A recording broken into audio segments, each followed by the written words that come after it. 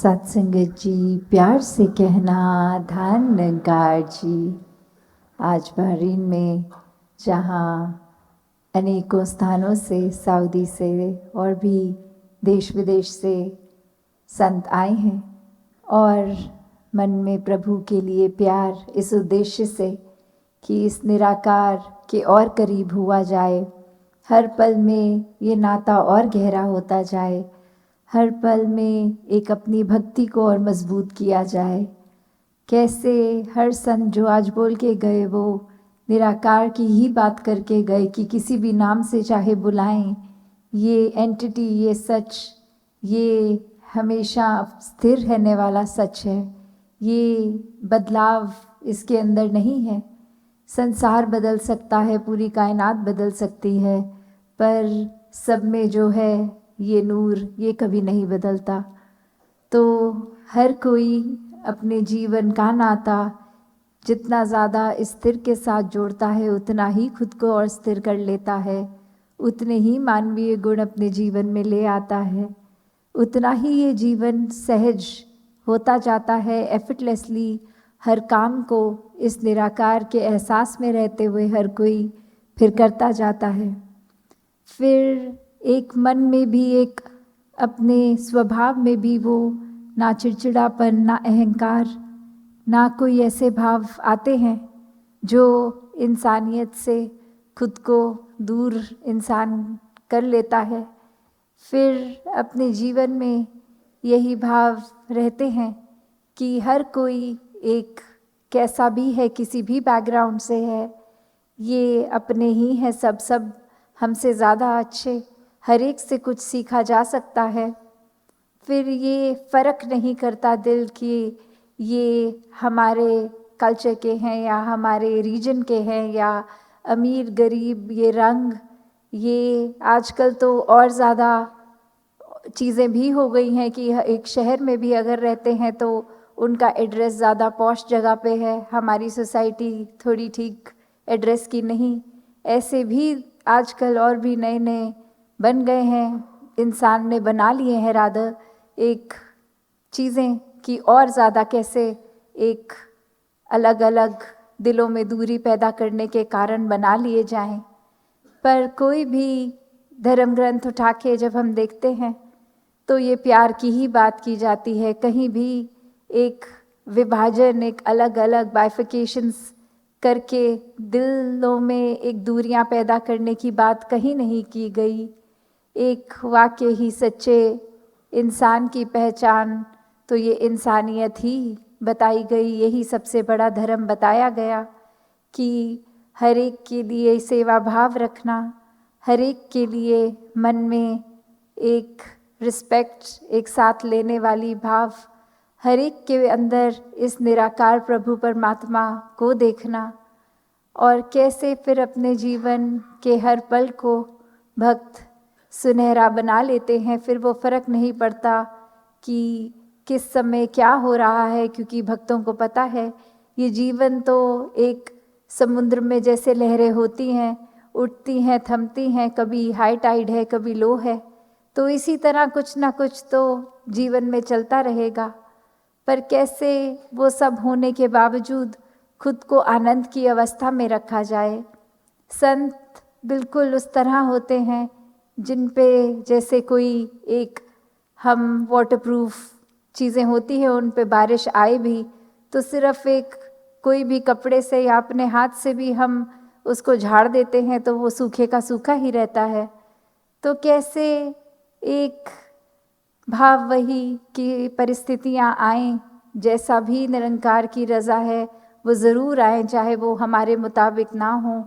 कुछ चीज़ों को हमने दिमाग में सोचा है कि ये सुख है, ये दुख है, अगर वो हमारे मुताबिक नहीं और वो दुख बन के आ रहा है तो भी संतों ने तो उसका कभी रंग लिया ही नहीं। ये निर्लेप रहते हैं, कोई असर नहीं, सिर्फ इस परमात्मा का ही रंग चढ़ा हुआ, इस परमात्मा के प्रति ही प्यार, ये भक्ति। तो हर कोई जहाँ इस संसार में इस तरह भी जी सकता है, ये जो आज हम बार बार जिक्र सुन रहे हैं कि ये पोटेंशियल, ये डिविनिटी हर एक के अंदर है। पर ये चुनाव भी, ये चॉइस, ये विवेक से, ये हमारी चेतनता की बात है कि हम क्या चुन रहे हैं। एक अगर हम किसी गार्डन में जाएं तो क्या हमारी नज़र वहाँ फूलों पे पड़ेगी, या हम ये कंप्लेन करेंगे कि फूल के साथ तो कांटे भी लगे हुए थे, हमें तो सिर्फ फूल देखने थे, ये कांटे क्यों देखने पड़ गए। तो बात वही कि संसार में सब कुछ है, हम एक अपनी सिलेक्टिव व्यूइंग, एक बायसनेस बना लेते हैं जब, तो अपने मुताबिक क्या देखना है। जिनके मनों में वाकई ही परमात्मा विराजित है वो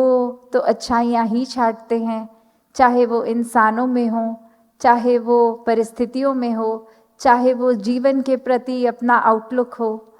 तो एक नेगेटिविटी जहाँ आ जाती है, फिर अच्छे से अच्छी चीज़ के अंदर भी वो इंसान कारण ढूंढ लेगा कि आज एक मेरे मुताबिक कुछ नहीं हुआ तो अपना मूड भी चिड़चिड़ कर लेंगे। एक चिड़चिड़ापन से घर में भी, ऑफिस में भी, कहीं पे भी होंगे,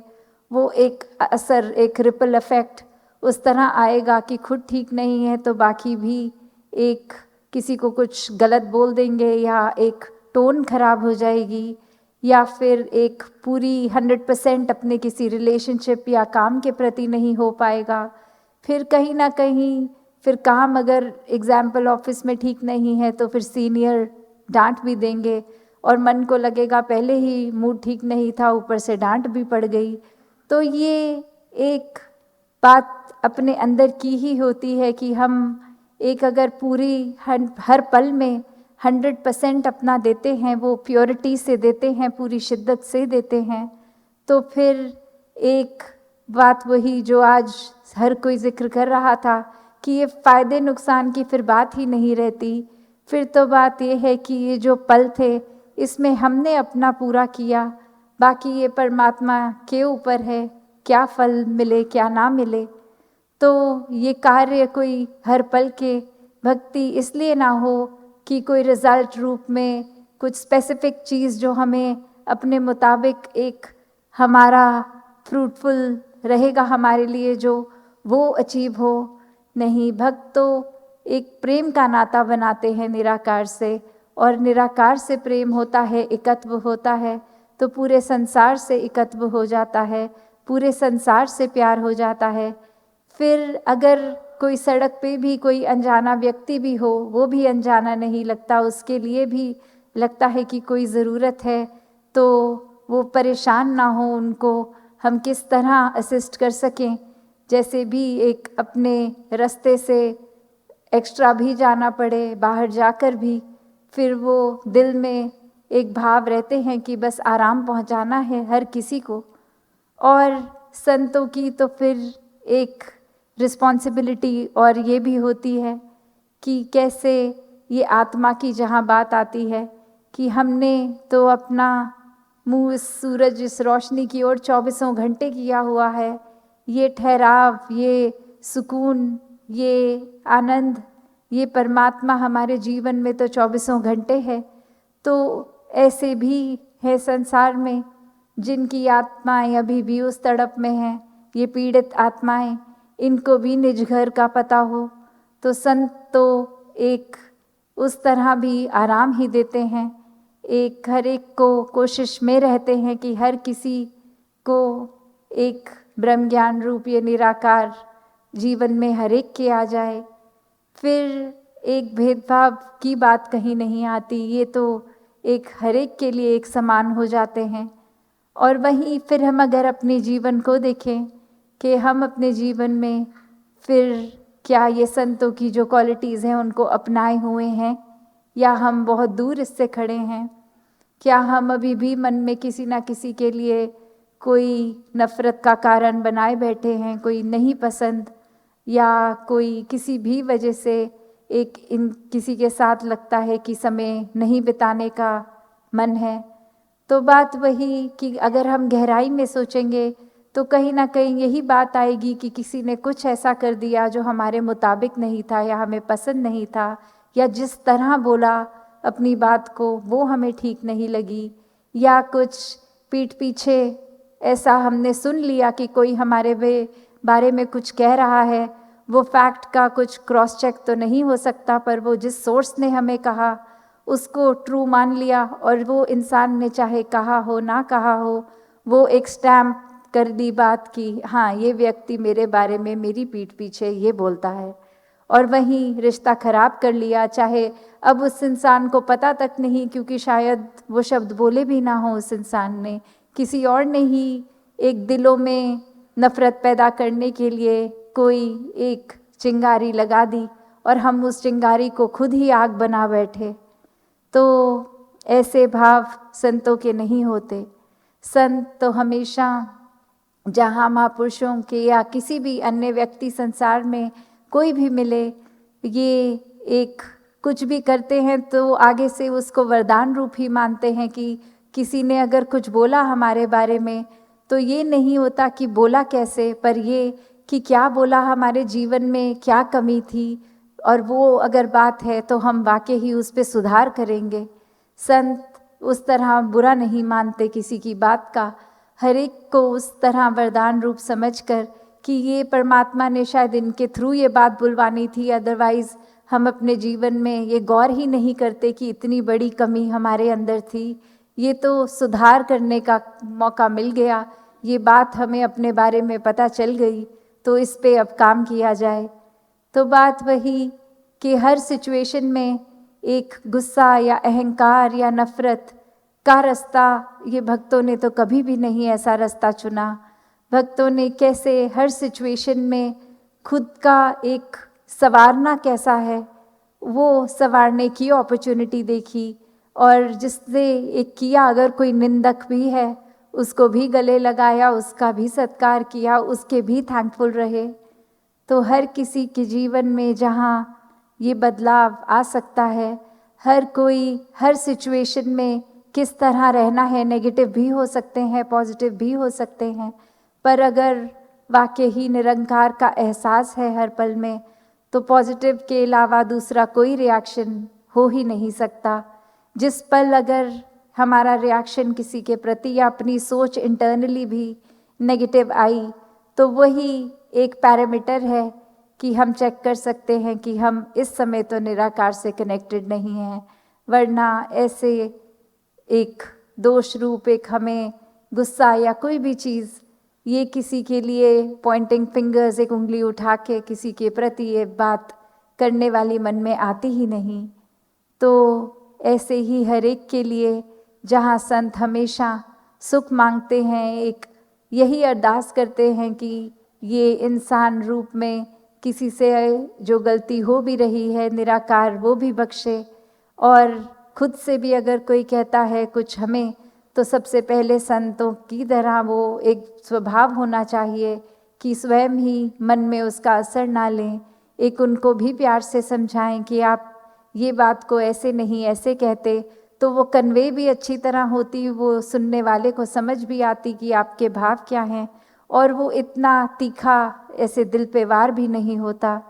तो एक माइनर एडजस्टमेंट कभी इस तरह से करने से वो बात समझी भी जाती है, उस पे एक्शन भी लिया जाता है, और एक वो फिर चुभने चुभाने वाली बात भी नहीं रह जाती, और दूसरी की भी वो नियत पे सिर्फ शब्दों पे नहीं, वो भी मन एक खुद ही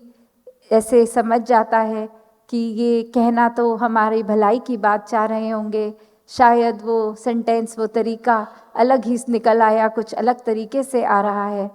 तो बात वही कि हर कोई जहाँ सिर्फ पॉजिटिव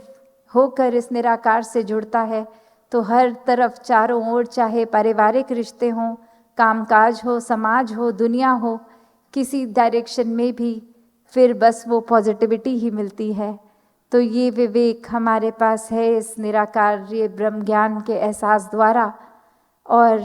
ये चुनाव भी हमारा कि अब हमने ये सच्चाई है साथ में, तो भी इसको जीवन में ढालना है या फिर अपना नुकसान खुद करना है। भक्त हमेशा एक सच्चाई को ही चुनते हैं, एक भक्ति का जीवन ही चुनते हैं, और ये पोटेंशियल हम सभी में है, बस बात हमारी ही चॉइस का है। तो दातार कृपा करे हर किसी पे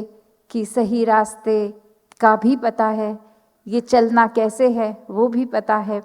बस ये किसी समय अगर ये मनमत हावी हो जाती है और ये रास्ता थोड़ा इधर उधर हो जाते हैं, तो भी कैसे खुद को ये सेवा सुमिरन सत्संग द्वारा संतों का जो संग मिला है, इससे वापस खुद को सही ट्रैक पे डाला जा सकता है। तो दातार हर एक पे कृपा करे, ऐसा ही भक्ति भरा जीवन हर कोई जीता चला जाए। सात संगत जी, धन निरंकार जी।